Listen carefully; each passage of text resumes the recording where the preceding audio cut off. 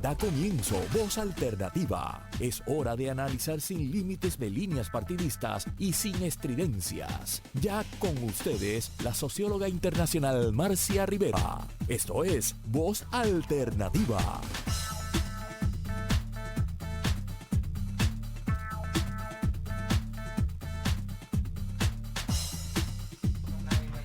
Buenos días. Les habla Cecile Blondet.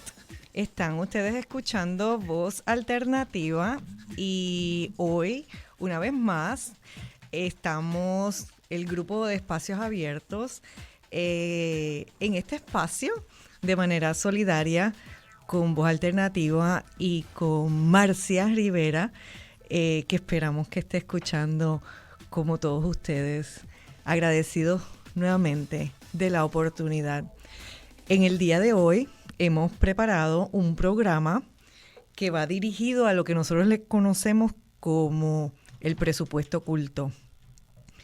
Y es que vamos a estar hablando sobre el nuevo informe de gastos fiscales o gastos tributarios que recién se ha publicado este viernes. Y para hablar hoy sobre este tema, estará conmigo Daniel Santamaría, de Espacios Abiertos, que va a estar conduciendo el programa conmigo, economista, analista de política senior de Espacios Abiertos.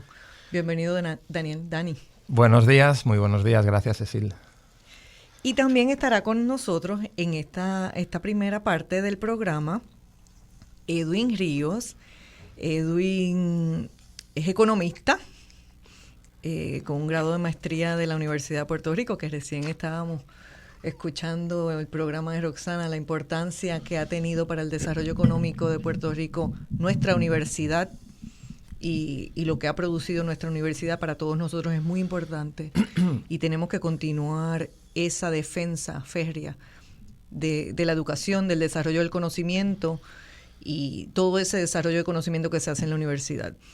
Así que en el caso de Edwin, él también ha sido secretario, o fue anteriormente secretario auxiliar de Asuntos Económicos del Departamento de Hacienda, y allí estuvo a cargo de dirigir y asesorar en temas fiscales y contributivos por mucho tiempo como servidor público, agradecido de ese servicio que da a nuestro país. Ha participado en esa calidad, participó de múltiples de las reformas contributivas que se han dado en Puerto Rico y creo que próximamente estaremos viendo otra reforma contributiva. Dirigió la publicación o la confección del primer informe de gastos fiscales, que es de lo que vamos a estar conversando en el día de hoy. También dirigió la Asociación de Economistas de Puerto Rico y es autor de múltiples artículos de revista, periódicos sobre estos temas fiscales. Bienvenido, Edwin, y gracias por unirte a nosotros esta mañana, este domingo, aquí en Voz Alternativa. Sí. Buenos días, Cecil. Muchas gracias por la invitación. Buenos días, Daniel, y a la audiencia. Gracias. Pues, Dani, a mí me parece que esta semana hemos escuchado, han habido algunos anuncios sobre los temas presupuestarios, no solamente la publicación del informe de gastos tributarios y gastos fiscales que se dio, pero también escuchamos al gobernador Pierluisi hacer un mensaje donde se hacían unos planteamientos con el tema presupuestario, y también ha pasado en las últimas semanas el tema de la emisión de los nuevos bonos posterior a la reestructuración de la deuda, y estamos ya escuchando sobre la reestructuración de deuda de la Autoridad de Energía Eléctrica, que nuevamente está sobre el tapete. Sé que hay muchos temas para discutir hoy. En la segunda sección del programa, en la segunda parte del programa, tendremos otro invitado que es Nick Pastrana, quien está laborando actualmente desde la Comisión de Hacienda. Así que creo que vamos a tener hoy bastante conversación sobre temas económicos y temas fiscales. Estoy aquí acompañada de dos economistas, así que yo voy a cederle la palabra a Dani para que tome esa embocadura y empecemos esta conversación. Gracias, Cecil. Bueno, muy brevemente sí. Durante esta semana la realidad es que inicia la temporada de presupuesto. Hemos tenido el mensaje de Estado del gobernador con un anuncio bastante detallado de las medidas que van a componer ese nuevo presupuesto consolidado del gobierno de Puerto Rico. Y definitivamente un proceso en el que cada vez más yo pienso que es importante que nos insertemos, ¿verdad? Una de las, cuestiones que nos ha llevado a la situación fiscal precaria, además de una situación de determinada gestión pasada gubernamental, creo que es importante que todos nos sintamos que podemos participar del proceso y que nos debe interesar algo tan arduo como el presupuesto. Un presupuesto que ha cambiado muchísimo en formato. Recordemos que antes era una decisión entre el Ejecutivo y la Asamblea Legislativa, desde que, ¿verdad?, se instaura promesa en el 2016, el proceso cambia y quien tiene la última palabra es la Junta de Supervisión Fiscal. Es decir, el gobernador propuso un presupuesto que la Asamblea Legislativa va a recibir, pero que sobre todo en primera instancia la Junta de Supervisión Fiscal va a decir si le da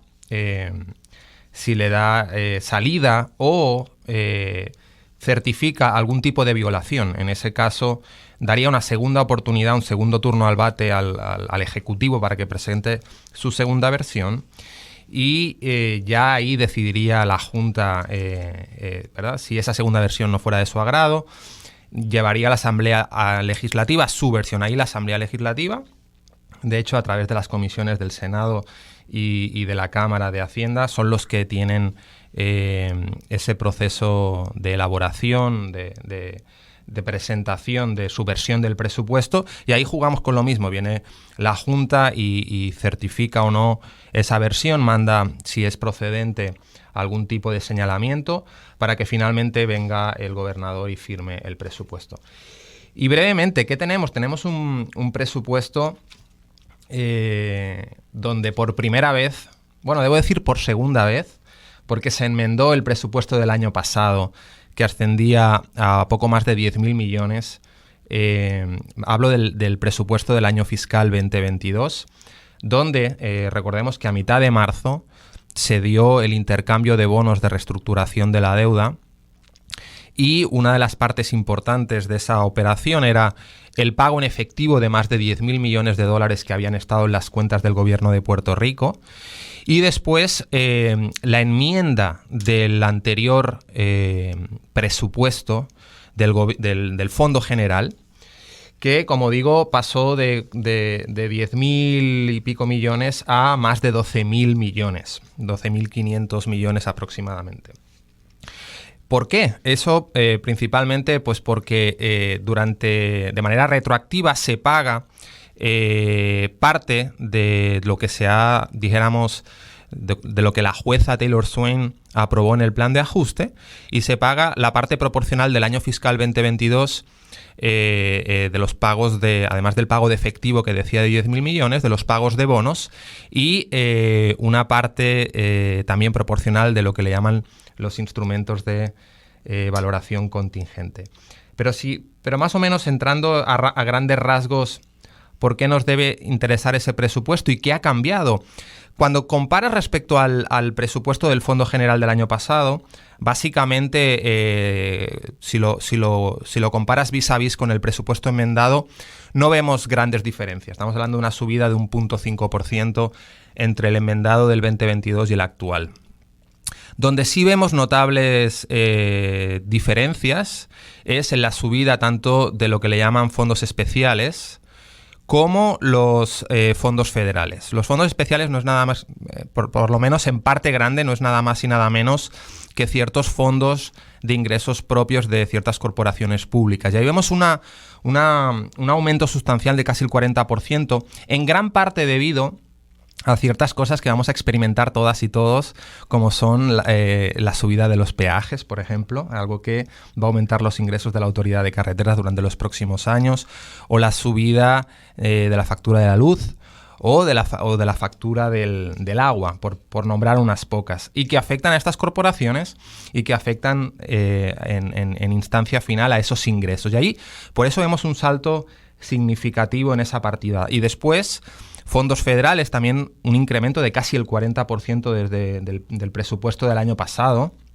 fundamentalmente debido a tanto lo que tiene que llegar todavía de fondos por reconstrucción, de los más de 80.000 millones de dólares que tienen que llegar a Puerto Rico, y de los cuales aún faltan 2/3 partes. Yo mirando el plan fiscal certificado en enero de este año, aún queda parte sustancial de ese desembolso.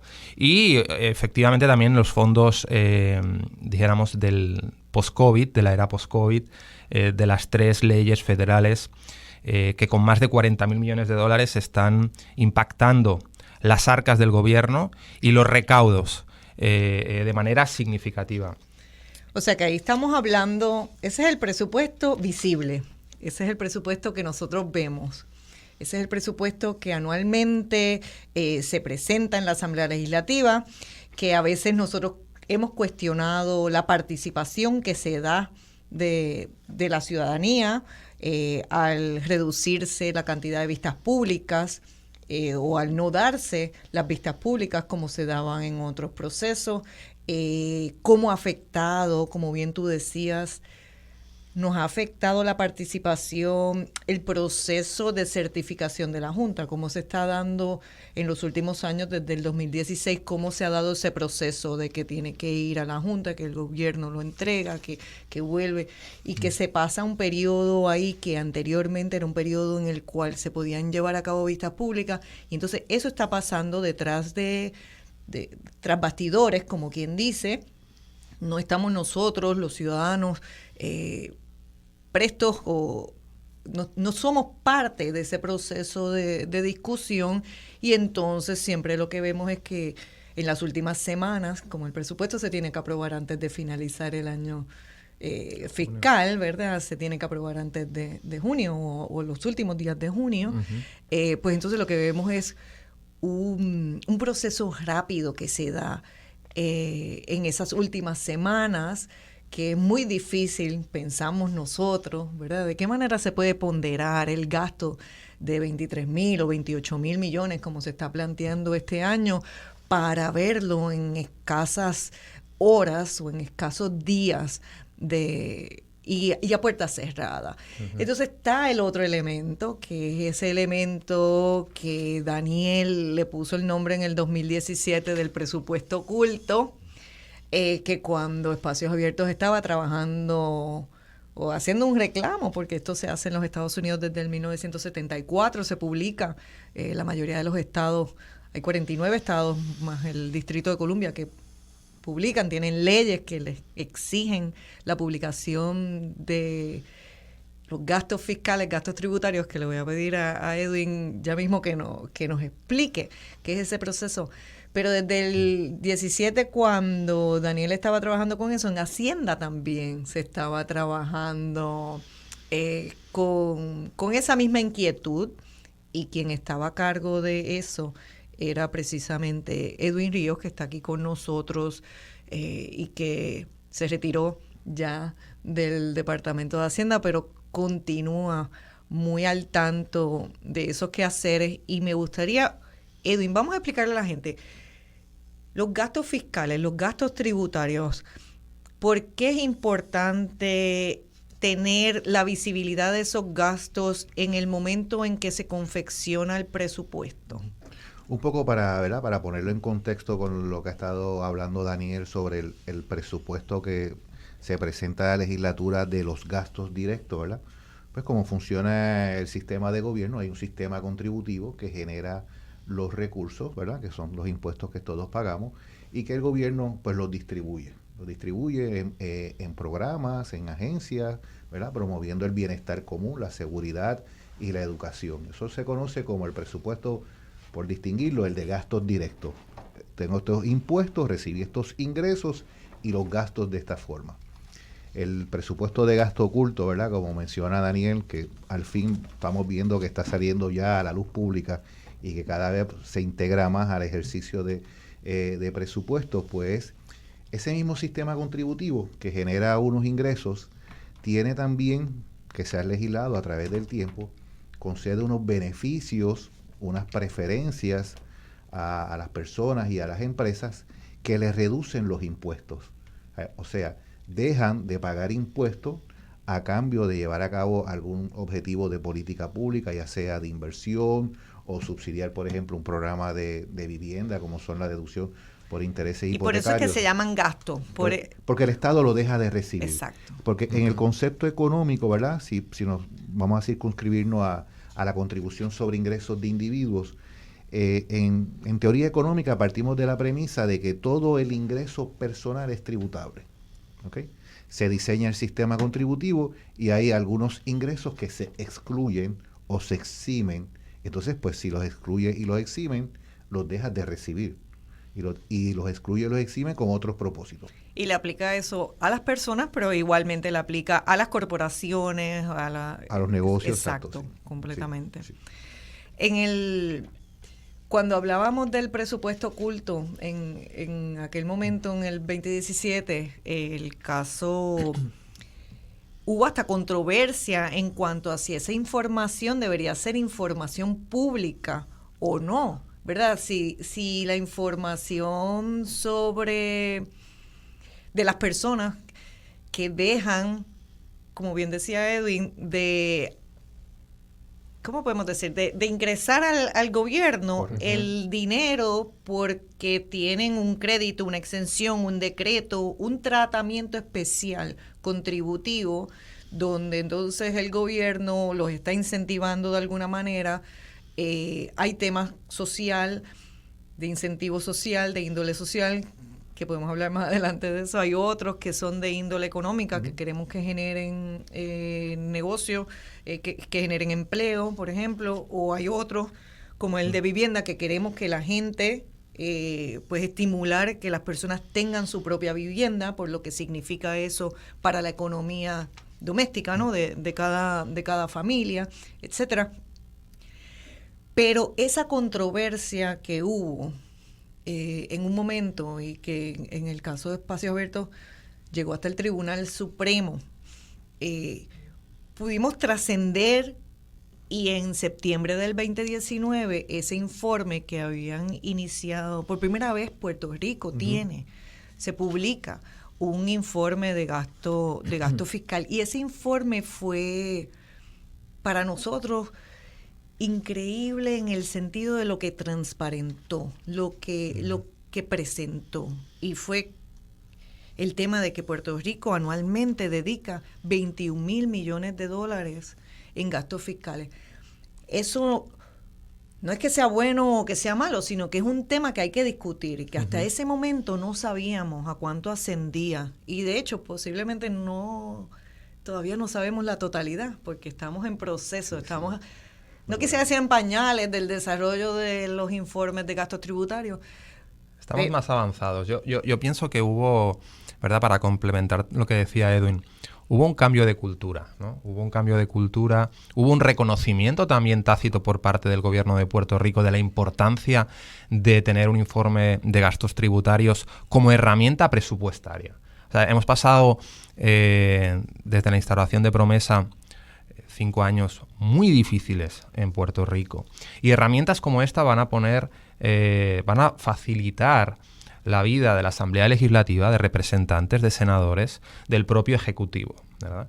Y el derecho constitucional de la información pública creo que es algo indiscutible en teoría, pero más complicado de poder establecer en la práctica. Si bien es cierto eso, y que hubo un proceso que nos llevó hasta el Tribunal Supremo, también es cierto que personas como Edwin desde el departamento y con muchos años de tradición ya iban, dijéramos que buscando la manera de poder hacer público este tipo de informes, y que tiene totalmente tiene no solamente el expertise, sino el conocimiento de la importancia de una herramienta de estas características. Yo creo que es importante para eso hablar con Edwin, porque no solamente como persona experta en el tema, sino Cecilia ahora comentaba sobre esta cifra, ¿no?, que a todo el mundo sorprendió, de los 21.000 millones.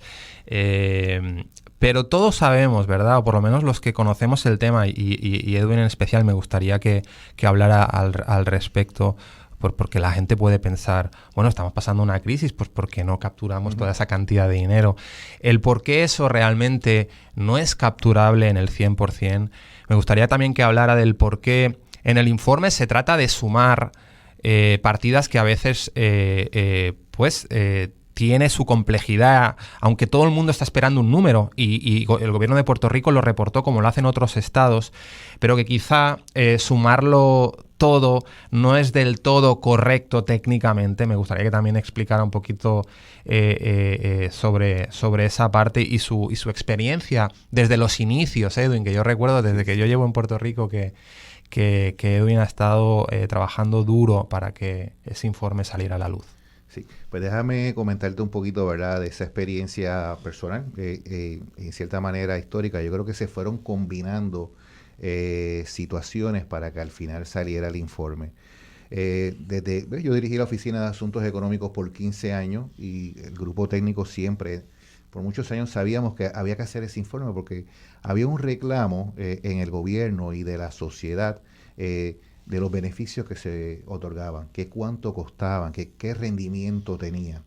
Se pasaban inclusive propuestas de reformas contributivas y no necesariamente se pasaba juicio por esos beneficios. O si se pasaba, se pasaban por alto, ¿no?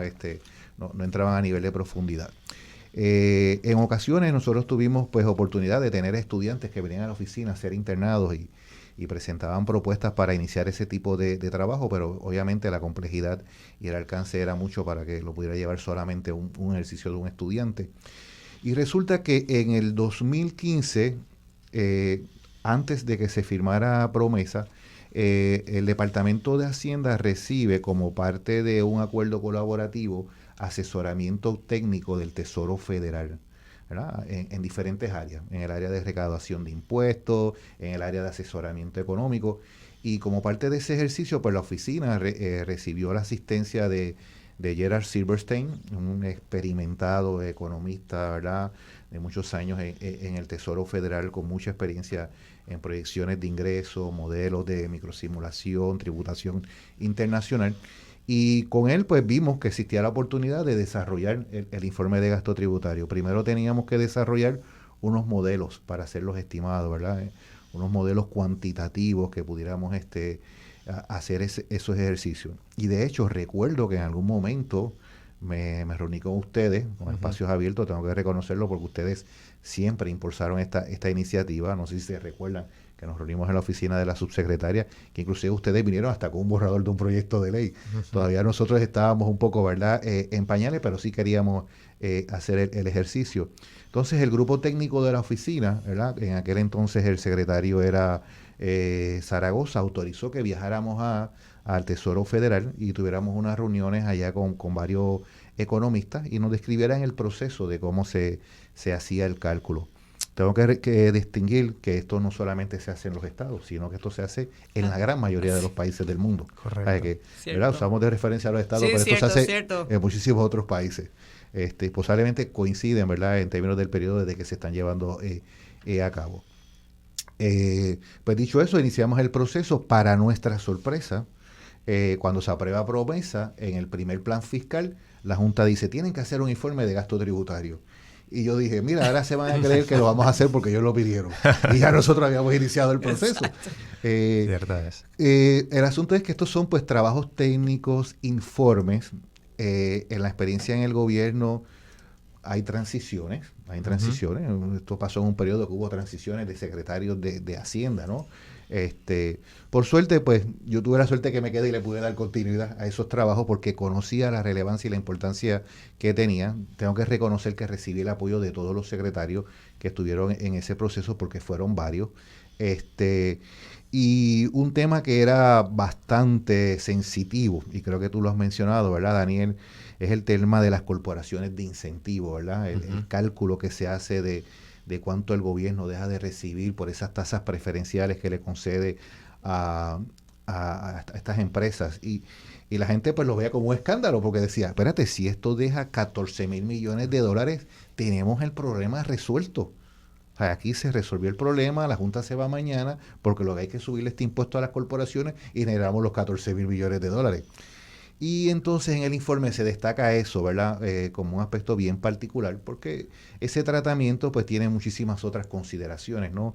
Se hace con el objetivo de atraer las empresas a Puerto Rico en términos de competencia con tasas preferenciales a nivel internacional. Y como se señala en el informe, cualquier cambio que se haga en esa estructura, que no sea un cambio, ¿verdad?, donde haya pasado por un proceso de evaluación económica y de consulta con las empresas, pues hay que evaluarlo, Eso no quiere decir de que no hay un potencial de ingreso. Definitivo. Existe el potencial de ingreso. Hay muchos de estos gastos fiscales, algunos pues uno los escoge, por decirlo así, libremente, ¿no? Compro una casa, reclamo los intereses hipotecarios, compro una IRA y reclamo el gasto de IRA, pero la tasa preferencial es un contrato que tengo con el gobierno por 10 años. Correcto, No, perfecto. Yo lo que quiero es que ya mismo vamos a hacer una pausa, que vamos a tener que hacer una pausa y vamos a poder continuar hablando de todos estos temas.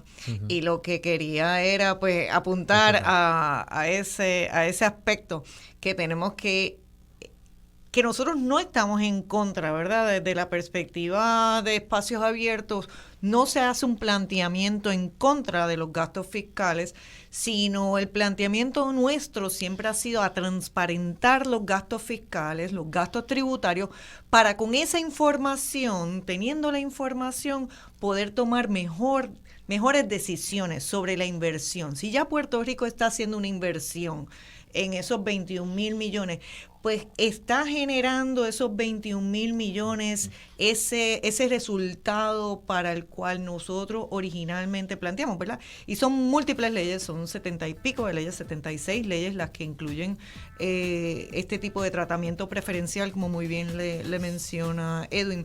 Pero vamos ahora a la pausa, y al regresar de la pausa estamos hablando en Voz Alternativa. Cecil Blondet, Daniel Santamaría y Edwin Ríos. Estamos hablando sobre el presupuesto oculto, pero continuaremos hablando sobre ahora los gastos fiscales, los gastos tributarios, que por tercera ocasión el gobierno de Puerto Rico ha presentado un informe donde tenemos alguna visibilidad o bastante visibilidad sobre estas inversiones.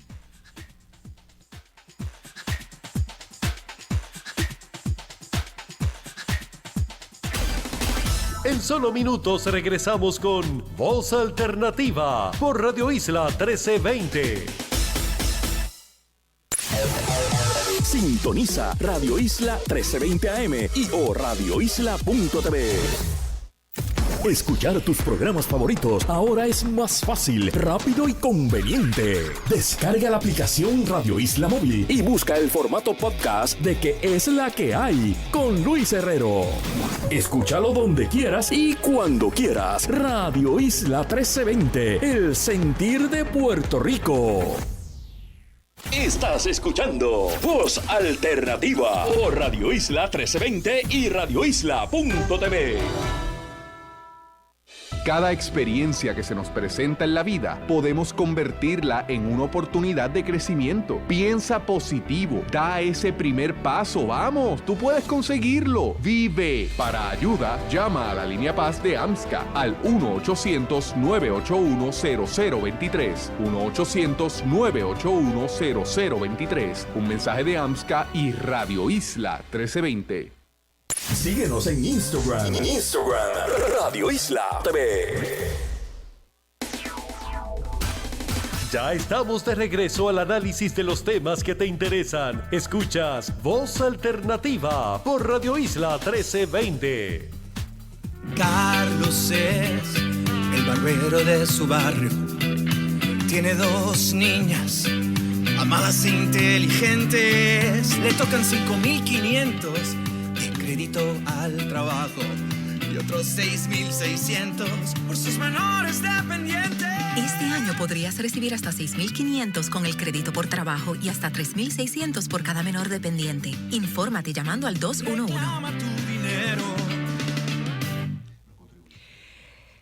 Gracias por la oportunidad. Estamos de regreso en Voz Alternativa y ustedes estaban escuchando una de 5 historias de radio que precisamente sobre estos temas de gastos fiscales hay varios créditos que tienen posibilidad las personas, los individuos de acceder este año a los cuales anteriormente no tenían acceso.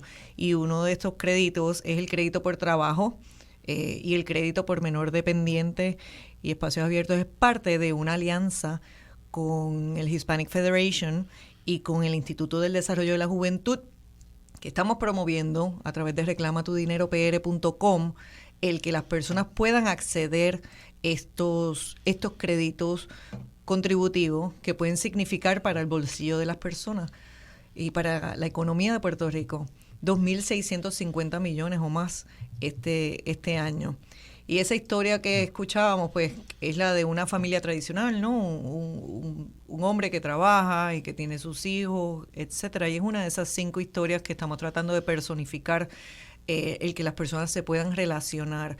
Pero es interesante porque que se da la coyuntura de la publicación del informe de gastos fiscales, que nosotros estamos aquí conversando sobre eso y que también estábamos conversando en la primera parte del programa, pues, de que se transparentaron 21,000 millones y cuestionábamos si conocemos o no conocemos el retorno de inversión, ¿verdad? La importancia del retorno de inversión y la importancia de transparentar y ver eso en el proceso presupuestario.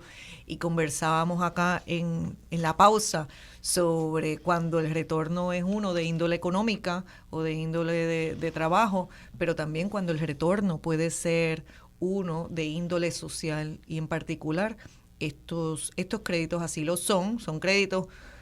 En el caso del crédito por trabajo fue una asignación de 200 millones que puso el gobierno de Puerto Rico inicialmente y que ahora ha sido pareada por el gobierno federal a través de la ley ARPA con 600 millones adicionales, lo que ha potenciado un crédito que anteriormente tenía un tope de 2,000 a tener un crédito de 6.500 hasta 6.500 dólares que podría recibir una familia, que en realidad es esa familia que está entre los 15 y los 25,000 dólares y tiene 3 hijos, son los que le aplicaría el crédito mayor. Sabemos que hay otros que les aplica, ¿verdad? Que el crédito varía.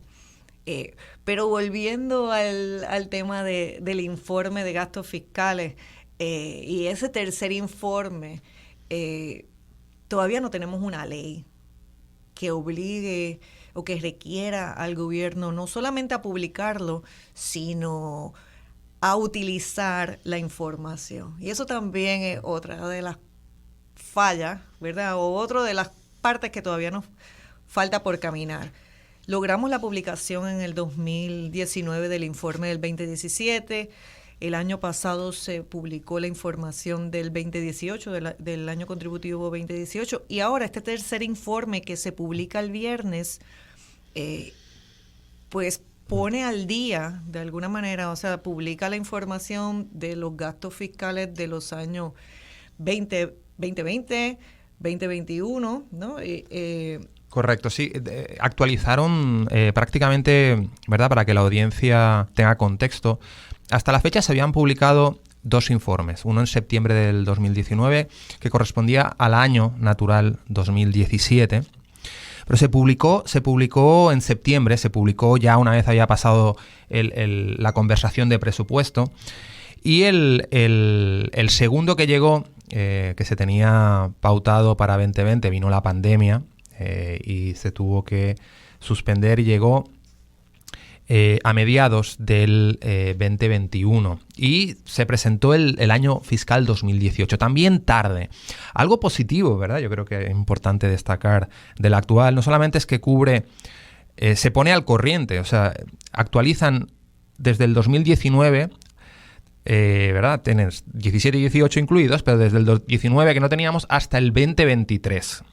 Eso es un punto importante, o sea, se actualiza la información y más importante aún, pienso que hay que reconocer que se pone a disposición en el momento en que se está teniendo la conversación en la Asamblea Legislativa, en el Ejecutivo, del presupuesto, de una herramienta presupuestaria, ¿verdad? Algo al servicio de las personas que tienen el delegado, el derecho constitucional de formular política pública, de apoyarse y entender, bueno, tenemos un gasto directo, un presupuesto del Fondo General, pero tenemos estos incentivos. ¿Cuáles funcionan? ¿Cuáles no funcionan? ¿Y qué medidas yo debo tomar para seguir impulsando o dejar de impulsar aquellos que no respondan a las políticas públicas que los originaron? Y ahí yo creo que es un punto, ¿verdad?, importante a reconocer ese avance. No obstante, sigue sin haber una ley, sigue sin haber una regulación, o sea, dependemos de un acto de voluntariedad del Departamento de Hacienda, ahora instado muy de cerca por la Junta de Supervisión Fiscal, pero yo creo que todos reconocemos, todas y todos reconocemos que una ley ayudaría mucho, no solamente a esa obligatoriedad y esa responsabilidad de publicar ese informe anualmente, sino a unos estándares de calidad. Como decía Edwin anteriormente, nosotros presentamos una legislación con las mejores prácticas, en este caso de uno de los estados en Estados Unidos, del estado de Oregón. Hay un proyecto, luego hablaremos más tarde con nuestro segundo invitado, con Nick Pastrana, qué pasó con ese proyecto que recibió un veto del gobernador. El gobernador dio ciertos motivos, entre ellos duplicidad con el informe que ya se publica en el Departamento de Desarrollo Económico de la Ley 60, cosa que entendemos que no responde 100% a la realidad, porque el informe de Tax Expenditures, de gastos tributarios y de gastos fiscales, es mucho más abarcador, comprende mucho más incentivos y es necesaria su regulación. También el gobernador hacía apuntaba falta de recursos, y eso entendemos que el Departamento de Hacienda, y nos consta, es todo un desafío. Con recortes de la Junta de Supervisión Fiscal o con recortes de las políticas de austeridad que lleva distintas agencias sufriendo desde hace ya años, el poder organizar con una división preparada, con el conocimiento técnico necesario para impulsar este tipo de reportes. Dicho esto, a mí me gustaría entonces tener un poquito la opinión de Edwin sobre la legislación, sobre la necesidad de tenerla, de incorporar mejores prácticas. Como digo, hay avances que hay que reconocer y que hay que, ¿verdad?, subrayar, y a la vez, de la manera más constructiva también, señalar. Nosotros esto se publicó el 1 de abril, el viernes. Se publica el reporte en unos PDFs, cuando todos sabemos que se trabaja en unos Excel, formato de datos abiertos. Agradeceríamos todos que se publicara de esa manera, que se publicaran. Hay una ley de datos abiertos. Correcto. Que especifica que así es como que regula y que, ¿verdad?, en el siglo XXI no hay motivos. Y me gustaría que Edwin profundizara en cosas que se quedan en el tintero también, como por ejemplo proyecciones a futuro, que haya una visibilidad. La Junta entiende que proyecciones a 3-5 años serían necesarias. La inclusión de la Ley 154, donde hay una polémica entre una posición de la Junta, que entiende que deberían figurar en el informe, y hay una posición del actual secretario de Hacienda, donde da una justificación del por qué no debería incluirse. Y muy importante, de los municipios. Los municipios es una de las categorías que no están incluidas en el informe de gastos fiscales, y entendemos que poco a poco deberíamos acercarnos a que sea lo más comprensivo posible. Así que, Edwin, una reflexión general de, como yo decía, de las cosas que se están haciendo bien, que se están haciendo poco a poco, con limitaciones, y de lo que le falta, ¿no? Y de cómo podríamos mejorar esa herramienta para que fuera una herramienta efectiva que ayudara a una administración fiscal más sana y más saludable para Puerto Rico. Sí. Pues coincido contigo en el sentido de que es un avance. El hecho de que se haya publicado el primero, yo creo que sirvió como de una zapata, ¿verdad?, para poder preparar los otros informes, porque ya tiene una base sobre la cual trabajar. Y esta versión pues introduce unos cambios bien importantes. Por ejemplo, se actualiza con leyes contributivas recientes y entonces lleva la proyección al 2023. Quizás te puedo comentar, ¿verdad?, cuando uno ve el informe, el régimen de individuos, los datos son hasta el 2019 y se proyectan al 2023. En el caso de las corporaciones, los datos son hasta el 2017 y se proyectan o extrapolan, ¿verdad?, utilizando proyecciones económicas o de la Junta de Planificación o de la Junta Fiscal hasta el 2023. Eso obviamente no le quita validez, pero lo ideal hubiese sido que hubiese tenido todo la misma base, el 2019, y proyectar los próximos años. Pero me imagino que durante el proceso pues va a seguir esa parte pues mejorando y ampliándose. Cuando uno ve informes de los estados y de otros países, pues ve que hay todavía mucha más información que se puede añadir al informe. Por ejemplo, algo que sería útil tener es saber cuántos contribuyentes reclamaron cada uno de esos beneficios, ¿verdad?, para tener una idea. Eso se publica en otros informes. El que se publique en Excel, por Dios, ya todos esos datos se publican en informes. No sé por qué no está disponible para uno poder, ¿verdad?, hacerlo. Y la ley es fundamental. La ley en todos los países existe un marco jurídico, precisamente no solo para hacer el informe, sino para que en el ejercicio de aprobación del presupuesto de gastos directos y de estos gastos fiscales, los legisladores pasen juicio y lo aprueben.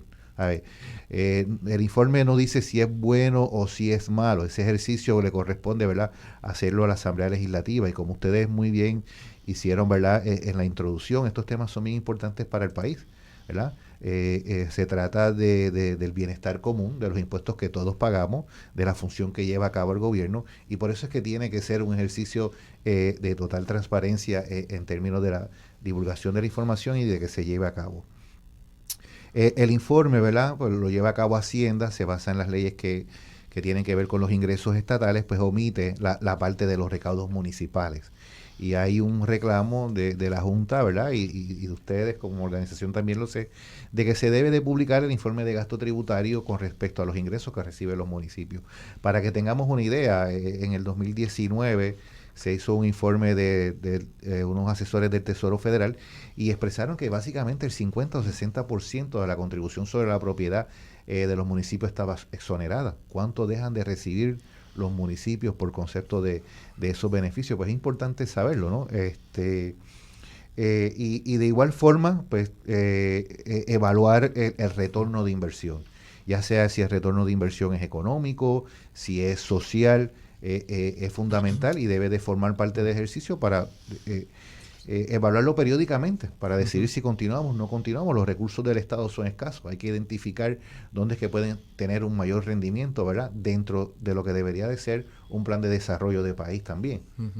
En ese aspecto, yo quería, ustedes que ambos son economistas, que podamos explicarle a esa radioaudiencia, a las personas que nos están escuchando, en términos económicos también, porque estamos hablando de 21,000 millones versus pues los 23,000 del presupuesto, suena grande. Hablamos, ahorita Edwin mencionaba que hay otros países también que publican, y precisamente parte del informe que hace Espacios Abiertos, el análisis que hace Espacios Abiertos o que lleva haciendo de los informes tributarios, de la publicación de los informes tributarios, utiliza como base ese índice global de los gastos tributarios de otros países. ¿Cómo se posiciona Puerto Rico y también qué significa en términos de la proporción del gasto versus el Producto Interno Bruto? O sea, ¿cómo nosotros deberíamos estarnos midiendo? Ya estábamos hablando recién sobre el retorno de inversión, pero aparte de eso, en términos de ¿es mucho, poco, regular? ¿Contra qué lo deberíamos estar midiendo? ¿Por qué razón? Y bueno, yo puedo, sí. En líneas generales, cuando vas a ver en los distintos estados, jurisdicciones o países, siempre ves medidas relativas, es decir, a poco le dice uno si en un país son X o Y miles de millones de dólares, si no lo pones en contexto de algo, ¿no? Y ese algo normalmente es ¿cuál es el tamaño de tu economía? En este caso en Puerto Rico, por dijéramos unas circunstancias muy particulares, el Producto Nacional Bruto es la medida que más asemeja el peso económico de la economía local, y después en función de cuánto recaudas, ¿verdad? Porque estamos hablando de un gasto indirecto, ¿verdad? Y en un presupuesto balanceado, gasto igual a ingreso, pues ¿cuánto el gobierno de Puerto Rico ingresa? En ambas medidas, y para contextualizarlo y ponerlo, ¿verdad? Que la audiencia, sin entrar en números particulares, Puerto Rico sale bastante elevado, ¿verdad? Sale en por ejemplo, cuando hablamos del Producto Nacional Bruto, supera prácticamente cualquier jurisdicción. Y lo mismo al hablar de los gastos, de lo que es la capacidad de ingresos del gobierno. ¿Es esto bueno o malo? La realidad es que Puerto Rico, a diferencia de otras jurisdicciones, no tiene el total control de su política de incentivos. Es decir, no hay que negar que hay no solamente hablamos de la famosa 936, que en el 2006 hubo un phase out y cerró, sino de actuales políticas del Código de Impuestos, el Código Impositivo Federal, que afectan directamente a Puerto Rico y que ahora, ante la entrada de este contexto nuevo del impuesto mínimo global del 15%, va a tener unos efectos. Por ejemplo, en la ley en los arbitrios de las foráneas, en la ley 154, donde ciertas corporaciones tienen una localización estratégica en Puerto Rico por motivos muy, muy concretos, ¿verdad? Así que no hay, dijéramos, un control total en Puerto Rico del variar ciertas políticas de contribuciones que el gobierno federal ha estado durante muchos años influenciando en eso. Y digo esto porque es importante contextualizarlo, porque tienes, dijéramos, las manos atadas parcialmente para cambiar ciertas cosas. Pero aún es así, lo que debemos subrayar es que el mundo se está moviendo en una dirección, y esa dirección va en contra de esas falsas, dijéramos, falsa competencia entre jurisdicciones, porque se da cuenta el contexto global de lo que gana una jurisdicción la pierde otra, ¿verdad? Y si todos los ciudadanos tenemos que estar pagando nuestros impuestos allá donde vivamos, pues las corporaciones deben hacer un esfuerzo similar para batallar contra las crisis económicas que distintos países están sufriendo. Así que yo diría que hay un cambio de dirección importante, que el gobierno de Puerto Rico está haciendo parte de los deberes, parte de las asignaciones en transparentar estos incentivos contributivos, y que hay cierto grado de indefensión en un contexto económico global que se mueve hacia, dijéramos, una línea que no beneficia la actual política de incentivos, y donde el gobierno de Puerto Rico va a tener que dar salida a algo que está complicado, y que cuando uno ve el plan fiscal, vemos las proyecciones de la ley 154, por ejemplo, a partir de los próximos 5 años, la Junta mantiene constante un ingreso de 859 millones en adelante, para siempre, y sabemos que, por lo menos esa es una de mis reflexiones del plan fiscal, sabemos que eso va a tener un detrimento importantísimo para Puerto Rico en cuanto a fuente alterna de ingresos, ¿no? Entonces, ¿cómo Puerto Rico puede seguir siendo una jurisdicción de ambiente a la inversión donde se localice cada vez gente con ideas para crear valor de la mano del gobierno de Puerto Rico y aumentar el crecimiento económico de la isla, pero moviéndote en ese contexto donde ya esas reglas de juego han cambiado y donde ya no solamente tienes menos control de tu política tributaria, sino de que el gobierno, o sea, que a nivel global se está cambiando totalmente el juego, ¿no? Las reglas del juego. Voy a añadir a la discusión, ¿verdad? Y a los comentarios que trae Daniel.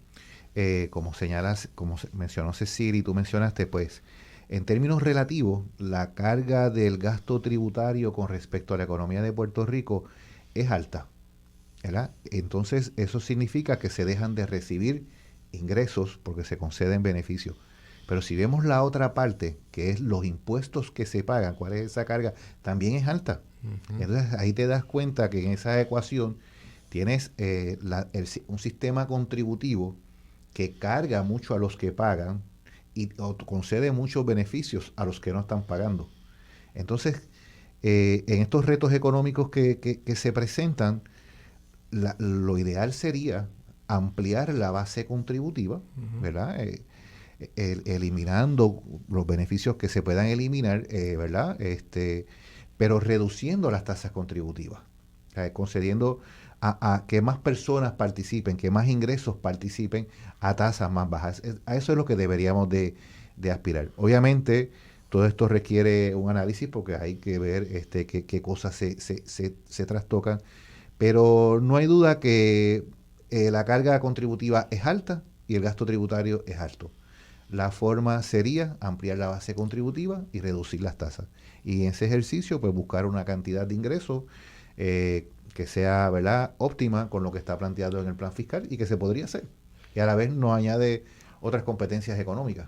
Y a mí me gustaría apuntar brevemente ahí, porque yo estoy totalmente de acuerdo en esa problemática y algo que busca la Junta, que es aumentar la base, ¿verdad? Pero para todas las personas que nos están escuchando, cuando efectivamente coincido con Edwin en que en promedio hay una alta carga impositiva, ¿verdad? Pero no debemos soslayar o pasar por alto los efectos redistributivos, porque quizá cualquier pequeño empresario que nos esté escuchando o cualquier persona que va a hacer la compra hoy en día dice, bueno, yo no me libro del IVU o yo tengo que pagar mis impuestos.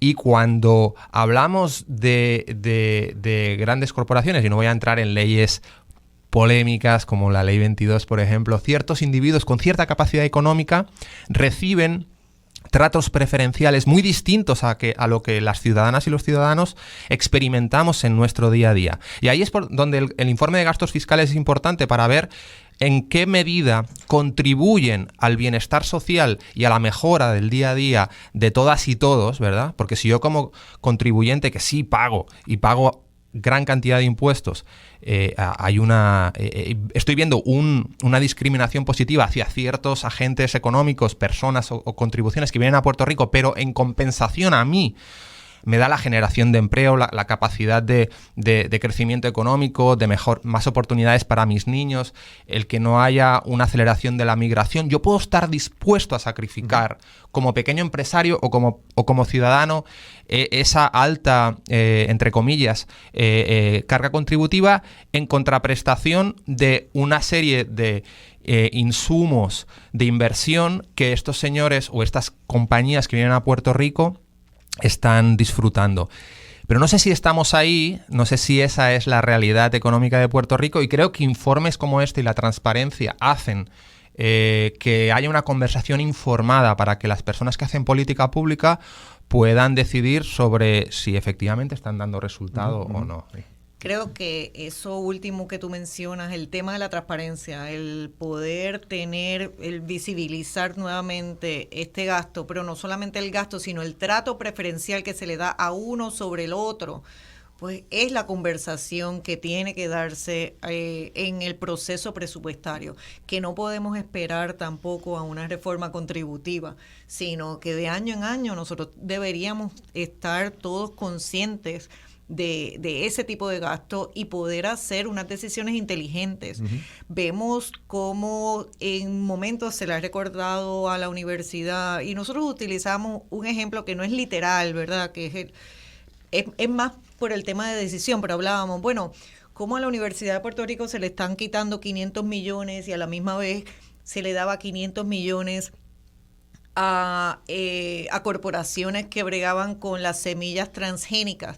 Y no es un tema de quién es el bueno y quién es el malo, es un tema de todos juntos, o sea, si todos participamos de esta economía, de qué manera todos tenemos que poner nuestras cartas sobre la mesa y entonces empezar a ver cuál es la jugada de todos. Uh-huh. O sea, la mano no puede ser de una persona, la mano tiene que ser la de la comunidad completa y yo creo que a eso abona la publicación del informe y a eso abona la discusión que estamos teniendo hoy y que no se debe quedar solamente ahí. Tiene que estar en la Asamblea Legislativa, tiene que darse en las comunidades, tiene que darse en cada uno de los grupos de interés. Tenemos que ver los distintos temas que abordan las leyes, ¿verdad? Porque está desde el tema agrícola hasta el tema de la persona, del individuo, ¿no? Las exenciones. Es una conversación que se tiene que dar y la invitación que nosotros estamos haciendo a través de este programa hoy es a iniciar esa conversación. Estamos a tiempo ahora que estamos a mitad de este proceso presupuestario y no le debemos tener miedo a los números. Utilicemos entonces expertos como Daniel y como Edwin para tener esta conversación más abierta y bajar los números a la persona como soy yo, ¿no? Uh-huh. Que no soy economista y que al ver un informe de cientos de páginas y cientos de tablas, pues puede ser intimidante. Entonces, ¿de qué manera nosotros vamos también como organizaciones transparentando, democratizando esa información, preparando el análisis para que haya una discusión informada y una discusión amplia de toda la sociedad? Sí, déjame añadir un comentario, ¿verdad?, de algo específico de lo valioso que tiene el informe. Por ejemplo, hay un beneficio contributivo que se le conceden a las personas que están en las guardias nacionales y a los militares por el consumo de bebidas alcohólicas y cigarrillos. No pagan el arbitrio de bebidas alcohólicas y cigarrillos. El costo de eso es $40 millones. ¿Okay? O sea, es un costo significativo. En cambio, los impuestos a la gasolina, que es el impuesto de la crudita y el impuesto ¿verdad?, del galón de gasolina directamente, ronda por 14 centavos el litro. O sea, cuando vas a la bomba, de la cantidad que aparece ahí, 14 centavos son en impuestos. Así que tienes 14 centavos en impuestos, las condiciones de las carreteras como están, y te voy a aumentar el peaje. Por otro lado, le das un beneficio contributivo a personas por consumir bebidas alcohólicas, mientras otros que consumen bebidas alcohólicas tienen que pagar. Entonces yo traigo este ejemplo para que veamos todo ese, ¿verdad?, cuadro que tenemos como país y que debemos de identificar cuáles son las prioridades y cuáles son las cosas que debemos de atender, ¿no? No, y eso es excelente reflexión. Yo creo que antes de ir a la pausa, ¿verdad, Cecil? Porque estos ejemplos concretos son los que aterrizan más el mensaje de algo que parece tan complejo como números y que cualquier persona diga, o sea, es decir, sí, cabe la posibilidad de estar incentivando al pequeño empresario o actividades saludables y a lo mejor dejar de incentivar pues algo como el consumo de cigarrillos, por ejemplo, ¿no? Y poder incrementar también el dinero de las arcas del Estado para hacer ciertas otras actividades. O sea, que yo creo que ese es el ejercicio que todas y todos, o por lo menos el mensaje de hoy es que precisamente esa es la conversación, que todo el mundo tiene que insertarse sin ser un experto en números, ¿verdad?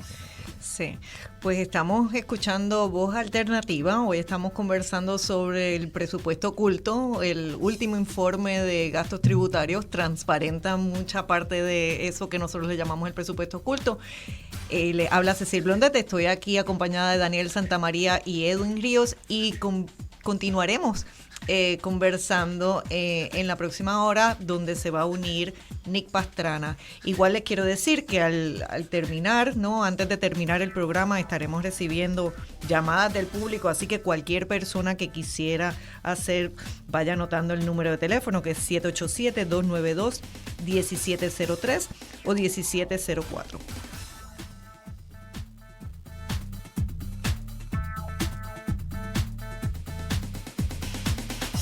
Radio Isla 1320. Somos el sentir de Puerto Rico. Síguenos en Facebook Radio Isla TV.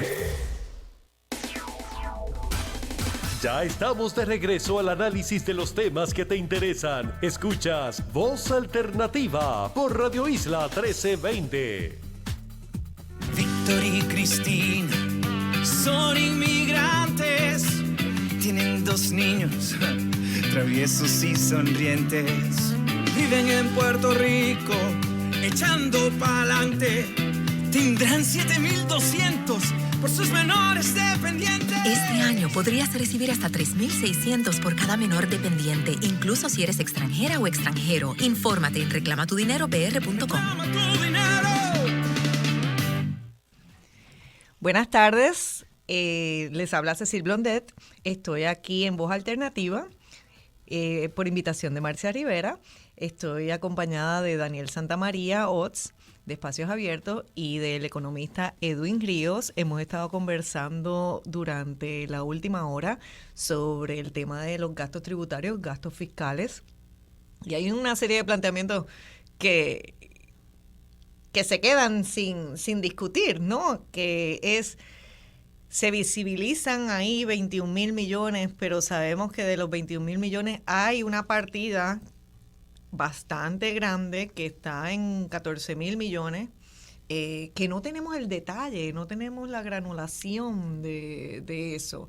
Así que todavía hay espacio dentro de esos informes de gastos fiscales para seguir hurgando, ¿no? De alguna manera, viendo, auscultando. Y conversábamos también en la pausa sobre algunas de las leyes que facilitan este proceso. Y nos discutíamos, estábamos hablando sobre si cuando hacemos la evaluación de esos informes de que estamos viendo ahora, ¿qué es lo que estamos viendo? Y una de las cosas que estábamos viendo es cuánta de esa inversión puede ser para Puerto Rico, ¿verdad? Para residentes de Puerto Rico, y cuánta de esa inversión que se está haciendo en gastos fiscales, gastos tributarios, en realidad se está haciendo para personas o para corporaciones de fuera de Puerto Rico. Y entonces toda esa conversación se da en dónde debemos hacer la inversión. Debemos hacer la inversión en educación, debemos hacer la inversión en apostar a Puerto Rico, dónde debemos ir. Posiblemente no hay una sola respuesta. No, definitivo, no hay una sola respuesta, pero sí podemos tener, ¿verdad?, una guía que se identifiquen y que sean como, ¿verdad?, unos targets, y mantenernos en eso para poder lograr eso, algunos de los objetivos. Por ejemplo, aquí hay un beneficio que se concede de estas leyes, que es una tasa reducida cuando se exporta. Y pues pueden venir personas de afuera y establecerse en Puerto Rico y exportar servicios, ¿verdad? Como también los residentes de Puerto Rico y las empresas de Puerto Rico pues pueden exportar y tener ese beneficio de esas tasas reducidas. A mí me parece que esa en particular, la promoción de la exportación, es importante para el crecimiento y para el desarrollo económico, y que los empresarios locales, ¿verdad?, aprovechen esa oportunidad. Ciertamente hay otros beneficios de si vienen inversionistas de afuera, por ejemplo, ¿verdad?, y llevan a cabo alguna actividad en Puerto Rico, pues ver qué efecto multiplicador tiene la actividad económica local. Uno de estos, por ejemplo, beneficios que se concede es el crédito a la industria fílmica, que ronda creo que por los 30 y pico millones de dólares, ¿no? Vienen pueden desarrollar la película, ¿verdad?, inversionistas locales, así como del extranjero, y en gran medida pues el Estado subsidia a través de esos créditos contributivos esta actividad. Entonces lo ideal sería pues tratar de deslabonar a mayor actividad local, una preferencia dentro de las preferencias, darle una preferencia al local para que tenga un efecto multiplicador mejor en la economía. Así que hay que verlo todo, no es una solución única, pero ciertamente si se establece como objetivo de política, mira, el balance tiene que ser entre los residentes y los no residentes, de tratarlo en igualdad de condiciones, o promover que los locales tengan, ¿verdad?, mayores oportunidades de desarrollo. Sí, y yo creo que es importante encontrar ese balance porque hablamos de que de esos 21.000 millones, 15.000 millones, prácticamente 3/4 partes están en esas tasas preferenciales. Y vivimos en un Estado de Derecho, ¿verdad? Hay unos decretos. El gobierno de Puerto Rico está obligado, si quiere transmitir certeza en la inversión y que, ¿verdad?, es una jurisdicción seria, a esos contratos, hay que honrarlos.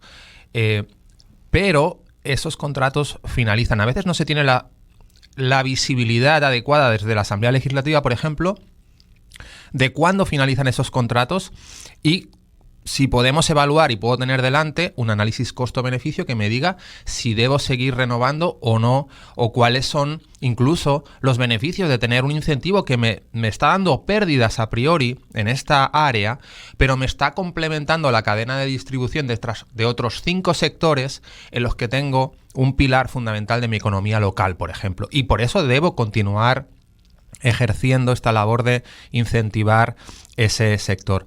Pero dicho esto, cuando hay esa visibilidad de cuándo acaba ese incentivo, cuando uno tiene realmente la capacidad de ver qué está ocurriendo ahí, puede hacer un análisis de sensibilidad, porque me consta y sabemos que hay grandes corporaciones que están muy próximas a pagar prácticamente cero, y por estar pagando 0.3%, 0.4%, seguirían interesadísimos en estar en Puerto Rico.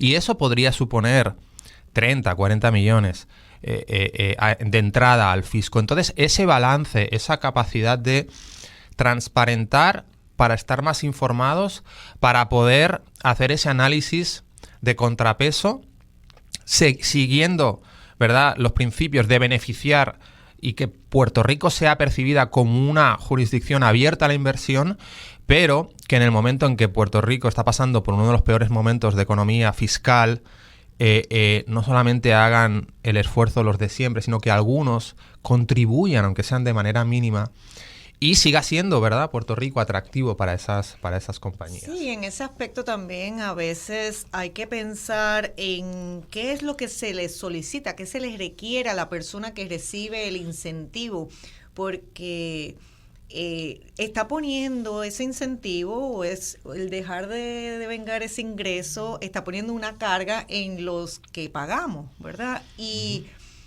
Pero a veces esa carga también podría, esa carga que nosotros llevamos, que tiene que ver con los servicios esenciales que se le ofrece a las personas, también podría ser compartida con esas mismas corporaciones que se están beneficiando económicamente de un incentivo y que no se les está exigiendo, por ejemplo, el que mantengan un plan médico para sus empleados, que muy bien podría descargar al Estado de esa responsabilidad del plan vital o hasta las personas que sencillamente no tienen acceso a un plan de salud y las repercusiones que tiene eso para nuestra sociedad. Y así yo creo que no es solamente el evaluar el incentivo, sino también cuáles son los requerimientos que se le está haciendo a esa persona y qué otra contraprestación podría dar la persona, ya sea pues asegurar un salario mínimo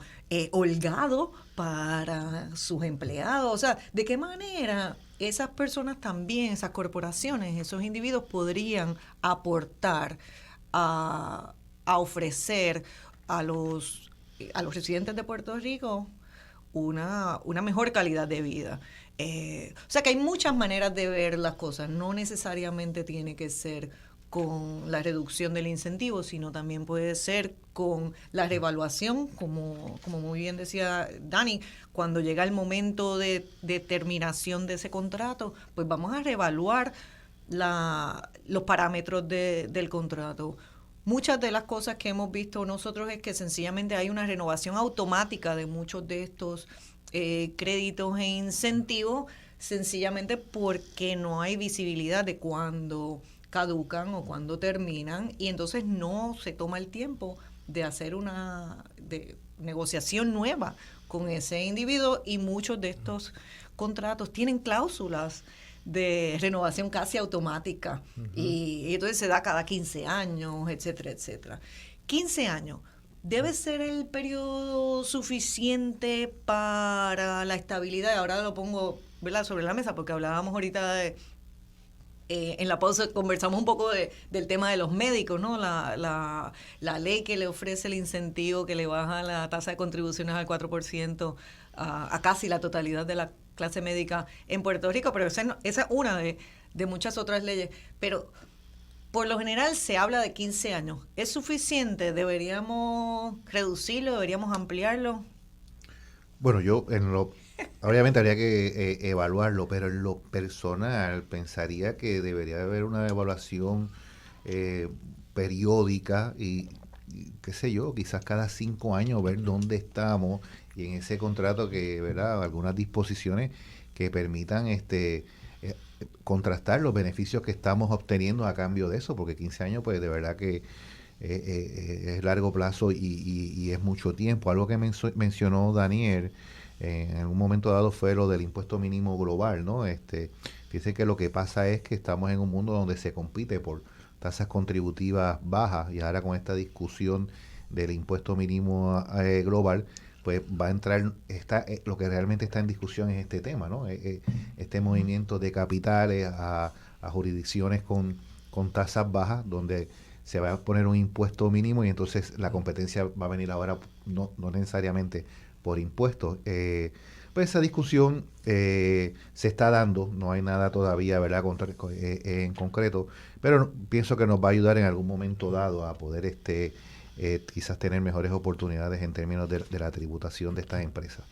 Lo cierto es que está el contrato, la ley da un nivel de 0 a 4%, 4 a 7% las tasas contributivas, mientras las corporaciones locales pagan un máximo de 37.5%.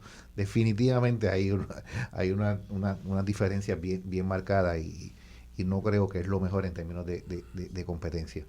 Vamos a añadir a esta conversación a Nick Pastrana, que se une a nosotros a través de Skype, y quisiera leer un poco sobre la preparación de Nick, ¿no? Nick ahora es el director ejecutivo de la Comisión de Hacienda del Senado, pero tiene un bachillerato de Economía de la Universidad de Puerto Rico, que cuando iniciamos el programa dimos un espaldarazo, ¿no?, a nuestra universidad como el proyecto de desarrollo económico más importante, y yo vuelvo y lo repito, porque no nos podemos cansar de defender nuestra universidad y la inversión que se hace en el desarrollo de conocimiento.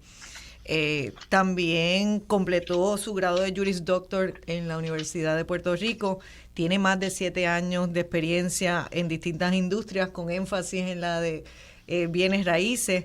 Fue miembro de la Junta de Pueblos Nuestros, que es una entidad sin fines de lucro dedicada a la resiliencia contra desastres naturales en Puerto Rico, a través de la energización solar y acueductos rurales, entre otros proyectos. Ha sido comentarista de política y política pública en radio y prensa escrita. Tuvo su propio podcast, Economía con Calle. Funge, como bien estaba diciendo, como director de la Comisión de Hacienda del Senado. Y yo diría que él fue partícipe o uno de los principales ejecutores de ese proyecto de ley que rediseñó, no solamente el crédito por trabajo, sino también la presentación de un proyecto para que Puerto Rico tuviera una ley que regulara el tema de la publicación del gasto tributario. Y me encantaría entonces que fuese Nick Pastrana el que pudiera hablar un poco de ese proyecto que era el PDLS 206. Saludos, Nick. Saludos, Cecil, saludos, Daniel y Edwin. Un placer verlo, aunque sea remoto. Muy agradecido por el espacio y muy agradecido por la invitación. De verdad que ustedes son personas que yo distingo, verdaderos luchadores de la transparencia y de temas que van en beneficio a Puerto Rico y un tema tan importante como el gasto tributario. Esto es un tema que poca gente domina, poco se discute en la opinión pública. Sin embargo, es de gran impacto el presupuesto de Puerto Rico, es un segundo presupuesto de Puerto Rico, y año a año tenemos la gran discusión del presupuesto.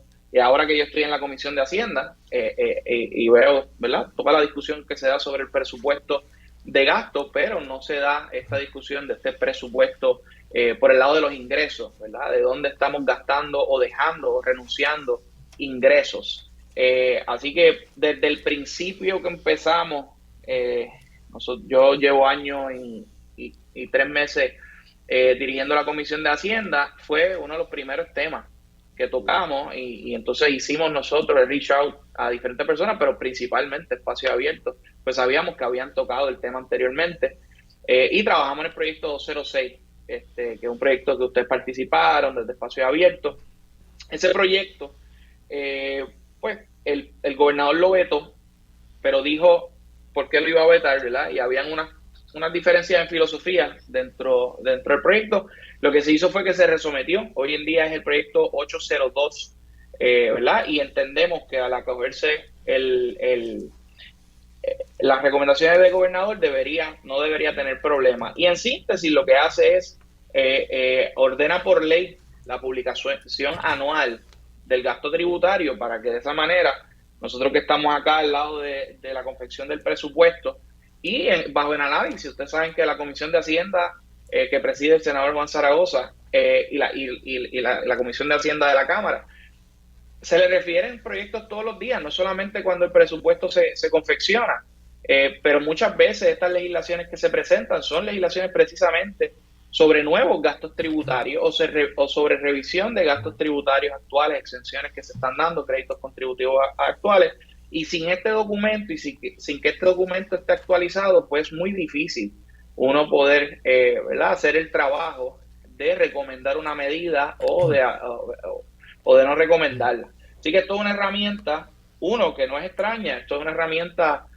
como un given, ¿verdad?, en todas las jurisdicciones, que todo el mundo lo hace y lo tiene que hacer, pero en Puerto Rico por muchos años fue, tú sabes, algo raro, algo extraño, inclusive plantearlo. Algo interesante, Cecil, que hace una semana o dos también hicimos un proyecto de gasto tributario municipal. ¿Por qué? Porque obviamente a nivel en Puerto Rico pues tenemos esos dos grados de gasto y de ingreso, y por el lado del gobierno central ya se está haciendo y el señor Edwin Ríos fue el primero, ¿verdad?, en publicarlo y en trabajar de ese equipo de trabajo en publicar ese estudio.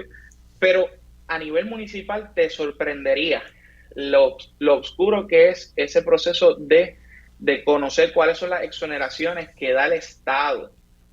Y eso es bien importante porque las finanzas municipales todo el tiempo, ¿verdad?, el gobierno central tiene un gran nivel de concesión de exenciones sobre ingresos municipales, como es la propiedad mueble, como es la propiedad inmueble, como son las patentes, hasta IBU. Y en un momento en que hay una crisis fiscal en los municipios, que 43 municipios tienen, ¿verdad?, problemas fiscales y están a varios años de realmente enfrentar, a poquitos años, diría yo, con los fondos ARPA se ayudó bastante a los municipios, pero si esos fondos no hubiesen estado, hubiésemos visto muchos de estos municipios estar en aprietos ya, y se extendió un poquito, pero todavía. Y es necesario ya también llevar esta discusión a nivel municipal. Sobre todo porque el fondo de equiparación, la Junta de Supervisión Fiscal lo está cortando, y originalmente el fondo de equiparación era para compensar a los municipios por esas exoneraciones y ese gasto tributario que creaba el gobierno central.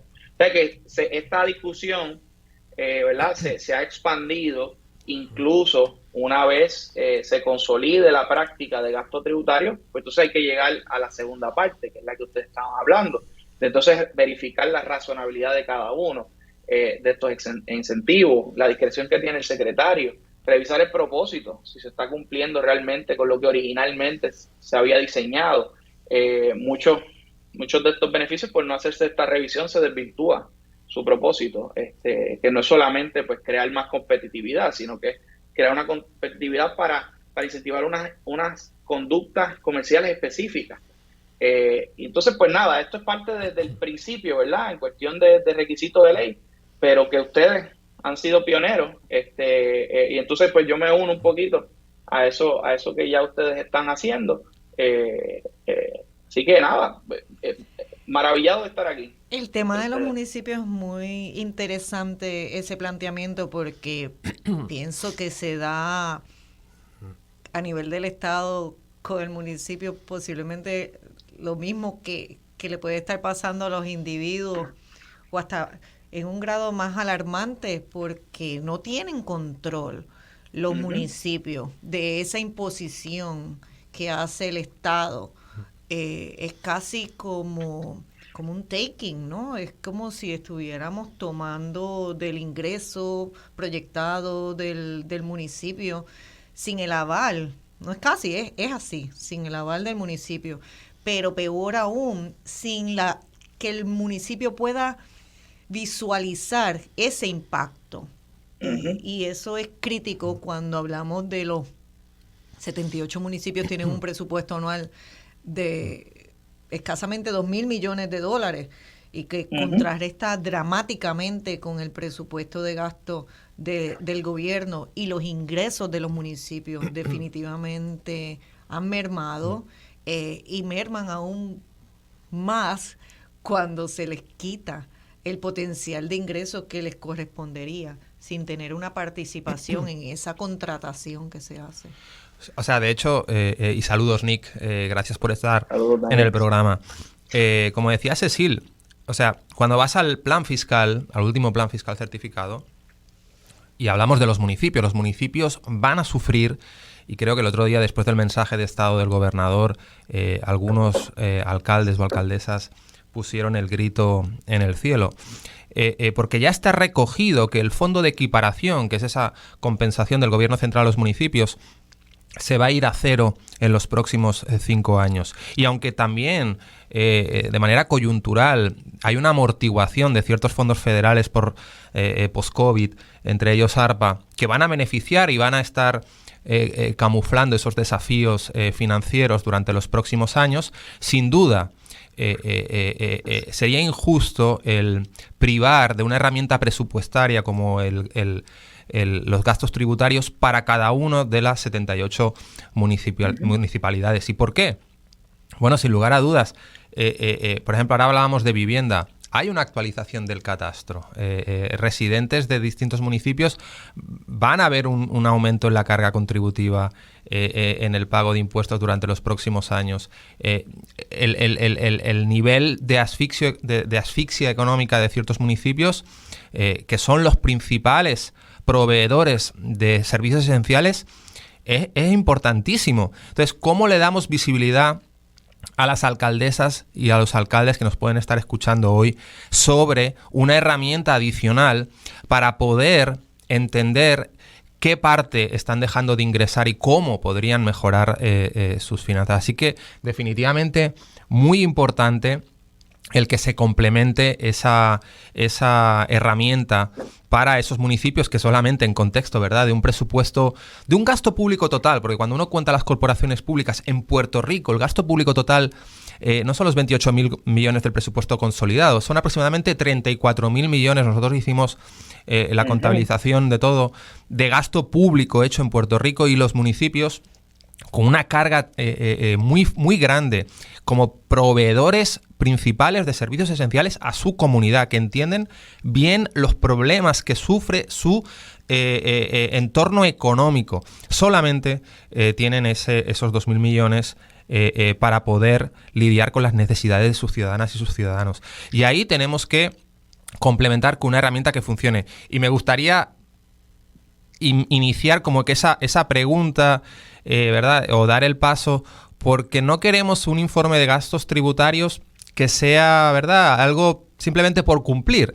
O sea, desde la Asamblea Legislativa yo creo que es muy importante, cualquier legislador que nos esté escuchando, municipal o no, o de la Asamblea Legislativa, si yo fuera legisladora o legislador, a mí que me interesaría tener hoy encima de la mesa cuántos decretos finalizan este año de los que finalizan, ¿cuántos están dando un rendimiento positivo, social o económico para mi comunidad?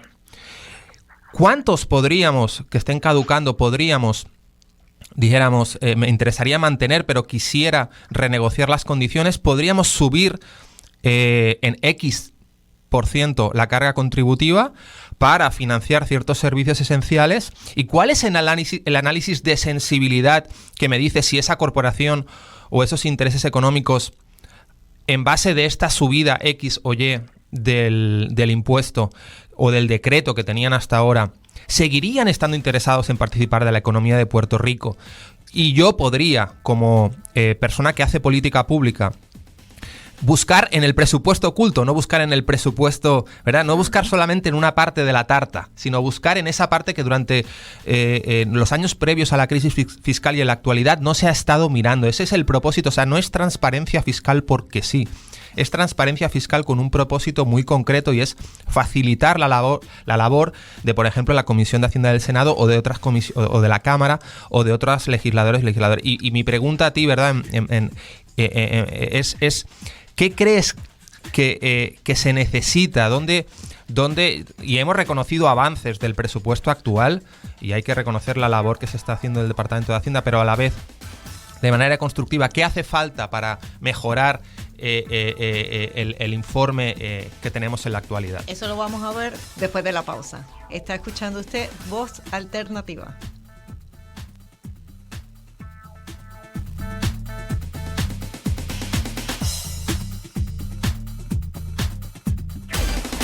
En solo minutos regresamos con Voz Alternativa por Radio Isla 1320. Esto es Radio Isla 1320, el sentir de Puerto Rico. Sus amigos lo llamaban Charlie el musical, basado en la vida del beato puertorriqueño Carlos Manuel Rodríguez Santiago, quien tenía una vida con propósito. Charlie el musical, sábado 30 de abril, 8:30 de la noche, Bellas Artes de Caguas. Consigue tus boletos en tiquetera.com. Produce Talento Libre y Grupo Meita. Te invita Radio Isla. Estás escuchando Voz Alternativa por Radio Isla 1320 y radioisla.tv. Radio Isla 1320, comunicación multimedia 360. Encuéntranos en todas las plataformas sociales. Mantente al día con nuestras transmisiones en vivo desde el lugar de la acción en Facebook. Recibe el reporte de la noticia al instante siguiéndonos en Twitter. Y cuando se tiene que ver a todo color, búscanos en Instagram para las últimas imágenes, videos y stories. Llevándole la noticia hasta el boricua en la luna. Radio Isla 1320, el sentir de Puerto Rico. Síguenos en Facebook Radio Isla TV. Ya estamos de regreso al análisis de los temas que te interesan. Escuchas Voz Alternativa por Radio Isla 1320. Toñito es un chico de 5 años. Vive con sus abuelos, Lucy y Vicente. Ellos son sus encargados y lo reclamaron. Les toca $3,600 por su nieto dependiente. Este año podrías recibir hasta $3,600 por cada menor dependiente a tu cargo. Infórmate en reclamatudinero.pr.com. Reclama tu dinero. Buenas tardes, estamos de regreso en Voz Alternativa y recién acaban de escuchar una de esas historias que tenemos de reclamatudinero.pr.com, que están promoviendo el crédito por trabajo y el crédito por menor dependiente, que coincidente, ¿verdad? Que es pura coincidencia que estemos conversando hoy aquí también sobre lo que son los créditos, las exenciones, las tasas preferenciales que se ofrecen.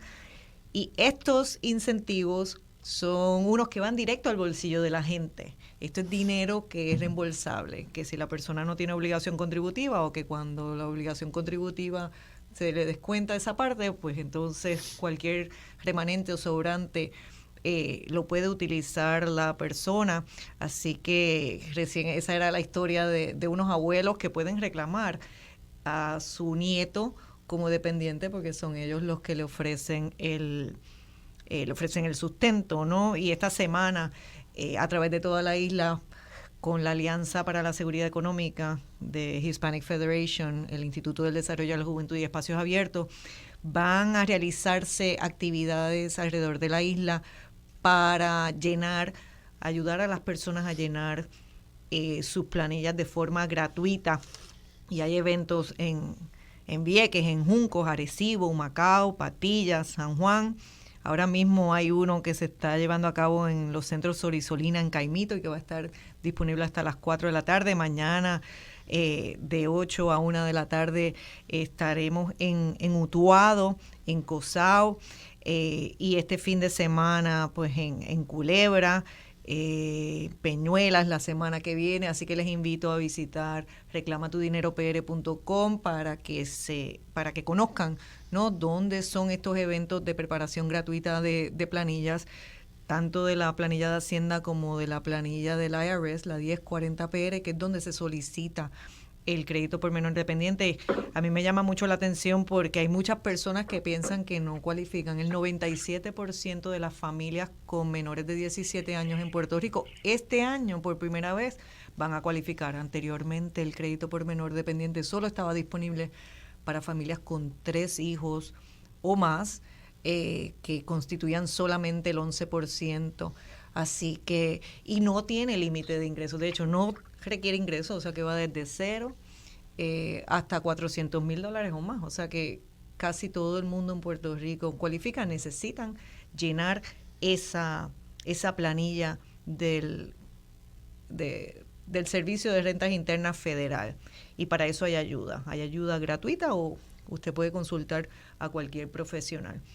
Volviendo a esta conversación que teníamos con Nick y con Edwin, y aquí acompañada de Daniel, que me está, ¿verdad?, que estamos conduciendo juntos el programa sobre el tema del presupuesto oculto, sobre la viabilidad de utilizar la información que ahora tenemos disponible, que aun cuando no es completa la información que tenemos disponible, sí es suficiente información para poder ayudarnos a marcar una ruta, a empezar a tomar decisiones informadas y a ejecutar, ¿no? A tomar acción también, a tomar control. A lo mejor nosotros no tenemos control de todo el tema fiscal de Puerto Rico, pero tenemos la oportunidad de tomar decisiones sobre muchas de esos aspectos fiscales, locales, y no podemos dejar de hacerlo. Y eso no solamente le toca al gobierno, a los servidores públicos, a los funcionarios electos, sino también nos toca a nosotros los ciudadanos. Así que es muy importante el que nosotros podamos orientarnos y tengamos información accesible. Espacios Abiertos trata, en la medida en que nosotros podemos, de democratizar y socializar información fiscal para que las personas puedan utilizarlo. Y hay una herramienta que se desarrolló, que es el Observatorio Fiscal, que incluye la información, los datos del presupuesto de Puerto Rico de los últimos 16 años, y ahora con este año pues serán 17 años, tiene un dashboard interactivo, ¿no? Un panel interactivo de datos con más de 42,000 datos que uno puede bajar, están en formato abierto, así que uno puede hacer distintas navegaciones dentro del Observatorio Fiscal, y eventualmente una pieza que próximamente tendrá el observatorio va a ser el presupuesto municipal, que de eso estábamos hablando, la importancia también por el servicio que ofrece, la cercanía que tiene el gobierno municipal a las comunidades, a las personas, y la importancia que tiene de nosotros de participar y acercarnos a esa gestión, a la gestión municipal. Y a estar conscientes también de que a nivel municipal no solamente hay un ejecutivo, sino también hay un legislativo. Estábamos hablando, ¿verdad? Conversamos con Nick Pastrana de la Asamblea Legislativa a nivel estatal, ¿no? El Capitolio, pero también a nivel de los municipios existe un cuerpo legislativo que se supone que sea el cuerpo que representa a las personas. Y entonces nosotros tenemos que conocer mejor esas estructuras y participar de la conversación y la discusión que se da a nivel de esas estructuras. Esto es una invitación, pero también ahora hago una invitación a los que nos están escuchando que quisieran hacer alguna pregunta a que se comuniquen con nosotros al 787-292-1703 o 787-292-1704, que con gusto estamos aquí para continuar esta discusión y esta conversación y también escuchar qué piensan las personas que han estado escuchando el programa durante la mañana de hoy. Nuevamente agradezco a Nick y a Edwin que han sacado, bueno, y a Dani también, ¿no? Que han sacado de su mañana el domingo para hablar de estos temas que uno piensa que son áridos, pero yo me imagino que ustedes son economistas, que ustedes lo ven de otra manera, de otra perspectiva, pero yo creo que son cosas que pueden apasionar a uno, más allá del tema de finanzas, el tema de poder participar, ¿no? El tema de uno ser parte de la toma de decisiones que se hace sobre el dinero nuestro. Al final el dinero es nuestro, ¿no? Sí, definitivo. Bueno, la razón por la que estoy aquí es porque me apasiona, porque está el domingo. Aparte de que gracias, ¿verdad? Por la invitación. Pero es importante que la ciudadanía, ¿verdad? Y las personas que nos escuchan, es una forma de ustedes, ¿verdad? Como organización que hacen una excelente labor trayendo esto a la discusión pública, promoviendo la transparencia de los temas fiscales, que los ciudadanos sepan, ¿verdad? Y estén al tanto de que la información, pues, que proviene del gobierno también tiene unos filtros, ¿verdad? De otras personas que la integran a nivel de la sociedad y que la divulgan y la traen a la discusión, porque volvemos, como ustedes muy bien señalaron, esto de lo que se trata es del bienestar público, del bienestar colectivo, y aquí hay un ejercicio democrático, ¿no? Y cuando hay limitaciones de participación en esas discusiones, pues no es favorable. Y yo creo que todos tenemos el mejor interés de que el país y la calidad de vida mejore para todos.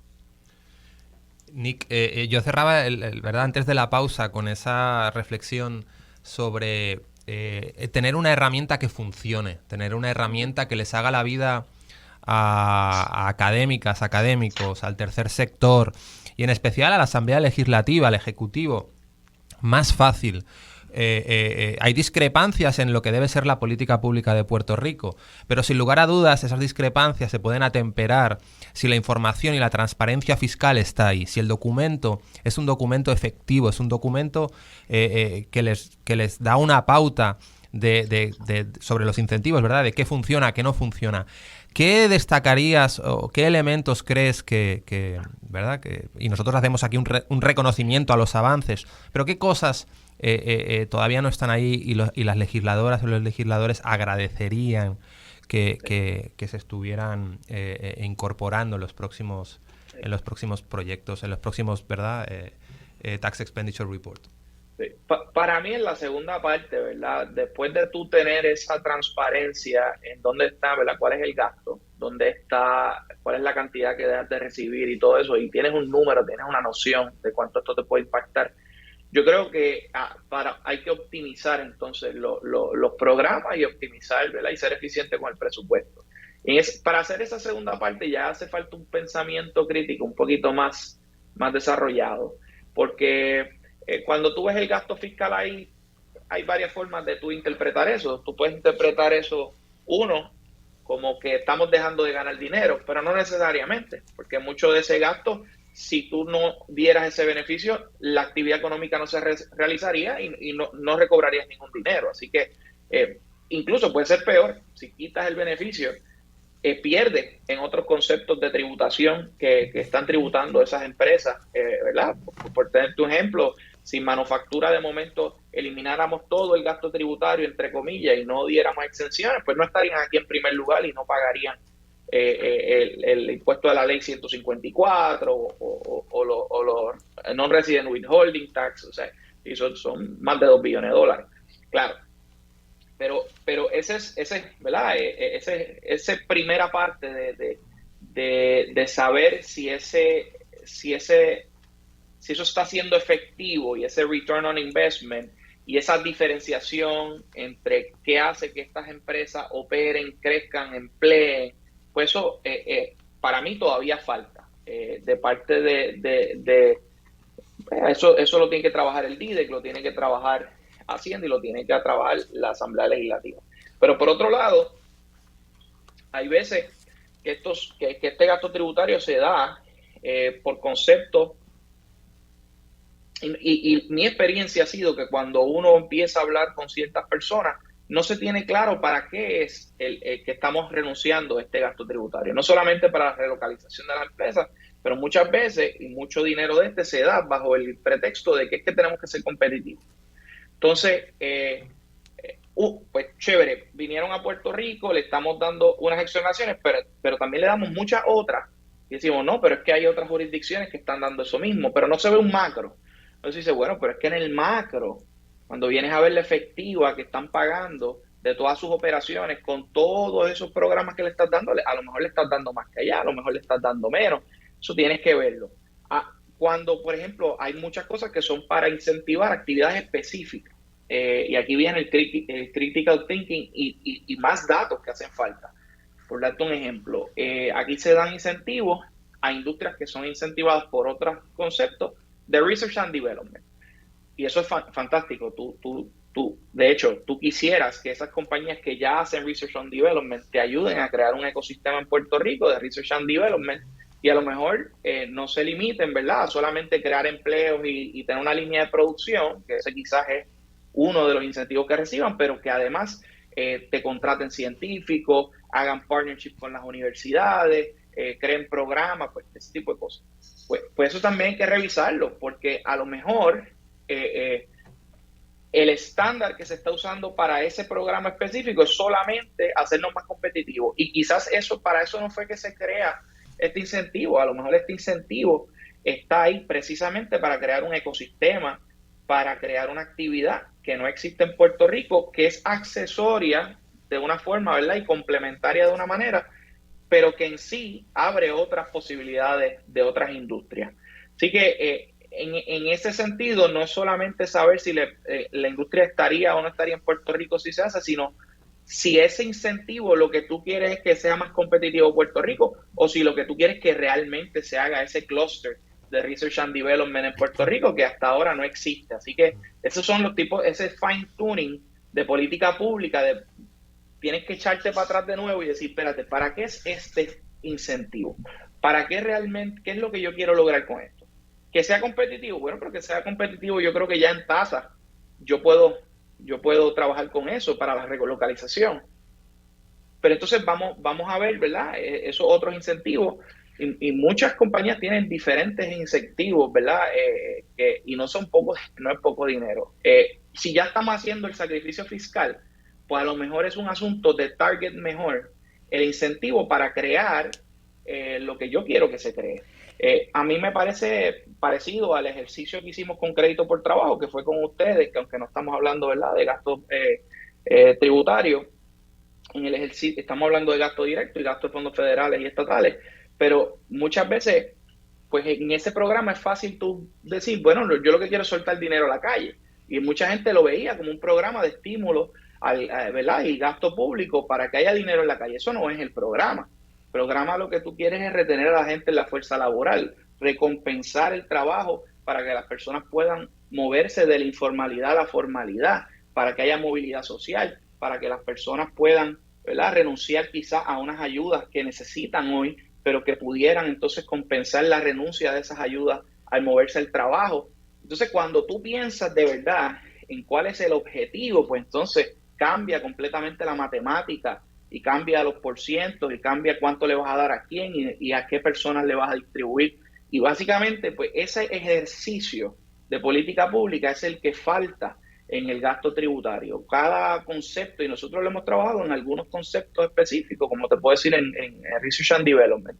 En el impuesto al inventario a nivel de municipal, nosotros adelantamos el gasto tributario municipal haciendo ese análisis de los números. Nos dimos cuenta que en muchas exenciones quizás pudiéramos exonerar a más compañías pequeñas, ¿verdad?, tener inventario en vez de tener, ¿verdad?, una concentración o en vez de tributar tanto eso, pero podríamos cortar un poco exoneraciones y ampliar la base de cuántos negocios puedan tener inventario. O sea, hay unos juegos, ¿verdad? Que si tú no tienes los datos en primer lugar, pero a la misma vez no haces segundo ejercicio de para qué yo tengo esta exención en primer lugar, pues no llega al objetivo de política pública.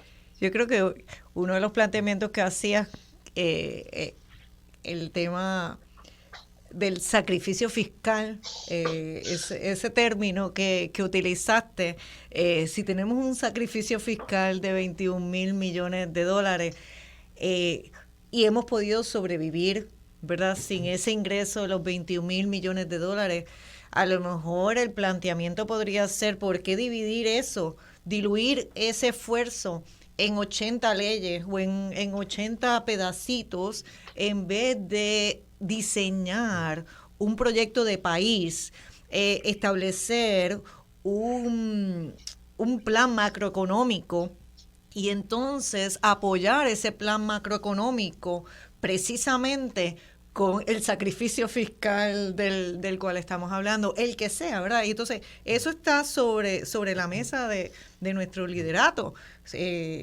político y bueno, y de la sociedad civil también, ¿verdad? Porque no puede pasar sin uno y sin el otro. Somos nosotros en la sociedad civil los que le podemos dar continuidad a cualquier inicio de un proyecto de país. Pero me gustaría algunas reflexiones finales de Daniel y Edwin en cuanto a esos aspectos, porque también hay que pensar en Puerto Rico, no en los distintos proyectitos, sino cuál va a ser nuestro proyecto de cara a este siglo, el que nosotros vamos a apostar al crecimiento nuestro económico. Qué bien. Como muy bien señala, yo al principio cuando llegó ¿verdad? el tema de la Junta, yo dije, pues tenemos entre las situaciones que viene a atender la Junta, ¿verdad? Tenemos una insuficiencia de ingresos para pagar la deuda, y yo decía, pues mira, lo que primero que tenemos que hacer es reestructurar el sistema contributivo para poder establecer un sistema que promueva el crecimiento económico y allegue los recursos antes de aprobar cualquier plan. Sin embargo, pues se aprobó el plan y nos quedamos con el mismo sistema contributivo. Pues ahora sigo pensando igual, aunque pasó eso. ¿Por qué? Porque ahora tengo una meta de ingreso para satisfacer esa deuda. Pues entonces vamos a aprovechar y vamos a sentarnos y vamos a rediseñar el sistema contributivo que tenemos, a integrarlo, tanto el tema municipal de los impuestos municipales como el de los impuestos estatales, como ver el gasto tributario, y rediseñemos un sistema que sea más simple, que sea más equitativo, que se pueda distribuir la carga, que pueda fomentar el crecimiento económico y no todo este andamiaje. Ese informe tiene 449 páginas, el código tiene miles de páginas, el código de incentivo tiene miles de páginas, o sea, la planilla es enorme. O sea, tenemos un sistema que verdaderamente es complicado, tenemos que de verdad sentarnos y repensar y rediseñar un sistema que promueva el crecimiento económico, que genere los recursos que necesita el Estado y que distribuya la carga contributiva. Definitivamente, yo coincido totalmente con la reflexión general de Edwin, pero Cecilia hacía y a colación de una frase o de una palabra de Nick, ¿no?, de sacrificio fiscal. Yo creo que es importante entender quién hace el sacrificio y quién recibe el beneficio, en este caso contributivo, ¿verdad? ¿Cuán regresivo o progresivo es ese sacrificio y esa compensación? ¿Qué panorama de inversión o de crecimiento económico necesario, inclusivo, como decía Edwin, va a llevar ese tipo de políticas públicas, ¿verdad? Es decir, estamos haciendo un sacrificio los que en última instancia, en el largo plazo, vamos a recibir una compensación y un beneficio futuro para que nuestras niñas, nuestros niños no dejen Puerto Rico, para que haya más oportunidades, para que tengamos una cogeneración de valor añadido entre el sector público, un sector público dinámico, un sector público que vaya de la mano como aliado del sector privado local, que logre una mejor vida para todos y para todas en Puerto Rico, porque al final es de eso que se trata. Al final es por eso que el rol de un gobierno efectivo y eficiente es importante, ¿verdad? Porque no es crecer por crecer, es crecer para que la vida de todas y todos y las oportunidades de todas y todos mejoren, ¿no? Y cómo eso, un sistema contributivo, definitivamente puede ser una herramienta que contribuya en mejorar nuestra situación. Así que transparencia importante, el camino que queda por recorrer yo creo que es largo. Aterrizar estos temas como estamos haciendo hoy para que todas y todos entendamos un poquito mejor, independientemente de que nuestro conocimiento sea otro, ¿verdad? Pero lo importante es que la ciudadanía se inserte y entienda que esta conversación no pasa por encima de ellas o de ellos, sino que ellas y ellos son parte de la conversación que se tiene que dar. Así que, sin duda, importantísimo que cualquier herramienta sea lo más inclusiva, lo más sencilla y lo más equitativa posible. No sé si quieren hacer alguna recomendación final en el caso, Nick, si tú quisieras hacer... Sí, no, y a lo que plantean de un plan de país ¿verdad? Y simplificar el sistema y todo lo que estaban diciendo Edwin y Cecilia y Daniel. Yo pienso que tenemos que volver a pensar, ¿verdad? Puerto Rico tiene un ambiente que básicamente hay tanto y tanto gasto tributario que se tributa por excepción. Y nosotros hemos decidido, ¿verdad? En el código de incentivos que hay unas industrias y unas actividades específicas que nosotros como país pues vamos a recompensar.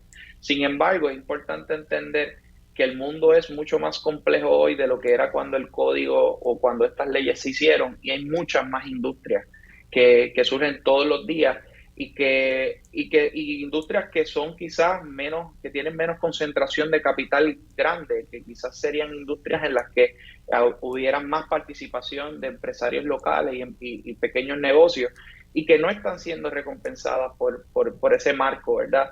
Y quizás, y esto es algo a largo plazo, esto no es algo que es fácil de implementar, pero quizás tenemos que repensar ese modelo de elegir quiénes son los ganadores en nuestra economía, con un código de incentivos que elige ganadores según su industria, y reemplazarlo por uno que sea equitativo para todo el mundo y que no importa las industrias que se generen nuevas, porque siempre va a haber más industria de lo que el legislador se puede imaginar.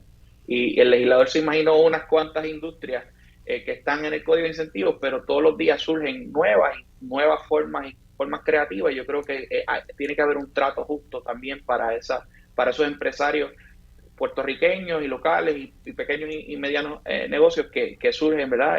Todos los días en estas nuevas industrias, y no podemos coartarlo, ¿verdad? Solamente dirigiendo los incentivos a un solo sitio. Y nos quedan breves minutos, así que rapidito les voy a preguntar aquí a Daniel y a Edwin que están conmigo. ¿Es posible una reforma contributiva que tenga un elemento de equitativo, de equidad para los contribuyentes? Eso es viable, ¿verdad? Escuché a Nick hablando del tema equitativo, pero al borde de una reforma contributiva, ¿podremos ver equidad en un proyecto de reforma contributiva? Bueno, yo entiendo que es viable. Obviamente hace falta mucha voluntad política para eso, y usando la palabra que ustedes utilizaron, hay que ver los sacrificios y los sacrificados, porque ciertamente si queremos que sea equitativo va a haber una redistribución de la carga, y algunos van a tener que no pagan, van a tener que pagar. ¿Okay? Eso es probablemente lo que pase en ese ejercicio. Y antes de que se acabe el programa, ¿verdad? Quiero aprovechar la oportunidad sobre el mismo tema para varias cosas traerla. Una, primero, pues agradecerle a ustedes por la invitación.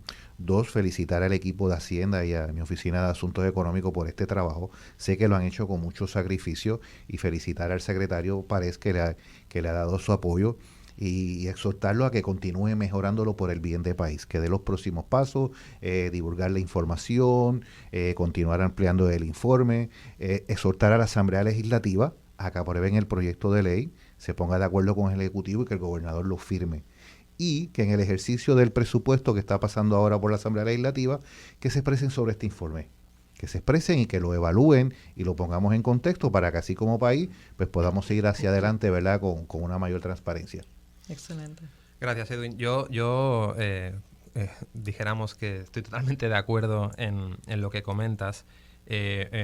Y todo va a pasar por aumentar esa base contributiva. Y al final lo que nos debemos estar preguntando es si va a ser el sacrificio de los de siempre a costa del beneficio también de los de siempre el que al final encaje en esta reforma contributiva. Ahí es donde la transparencia fiscal, porque cada uno va a tener una idea de lo que es justo y de lo que conviene a Puerto Rico. Pero la transparencia nos va a guiar por esa conversación informada, para que ambas partes, los que crean que lo que es justo es subir o bajar aquí o subir o bajar allá, estén hablando de algo que responda a una realidad. Y por eso es tan importante entender qué ha ocurrido durante los 10 años anteriores en Puerto Rico en términos de carga tributaria. ¿Quién está teniendo la carga y quién no? ¿A costa de qué? ¿Y en qué sectores hay más carga? ¿En cuáles sectores hay menos? Y para eso yo pienso que, y coincido con Edwin, ¿no? Hay un cambio de cultura.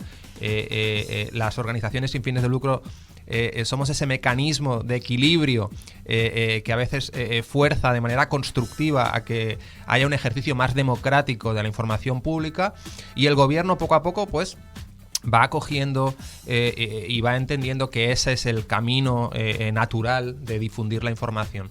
Así que sin duda queda un camino por recorrer, pero las cosas yo creo que poco a poco están mejorando.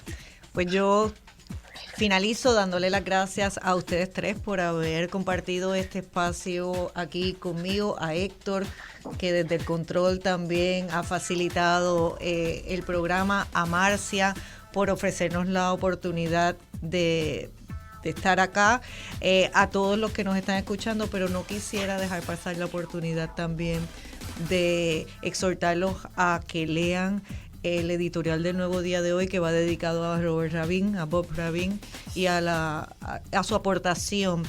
Somos puertorriqueños nacidos en muchas partes, ¿verdad? Ser puertorriqueño significa mucho más que haber nacido aquí en Puerto Rico, y personas como Bob Rabin así lo demuestran. Así que le mandamos nuestro más sentido pésame a Nilsa Medina, su esposa, y a todos esos viequenses que estoy segura que han estado de duelo durante esta semana.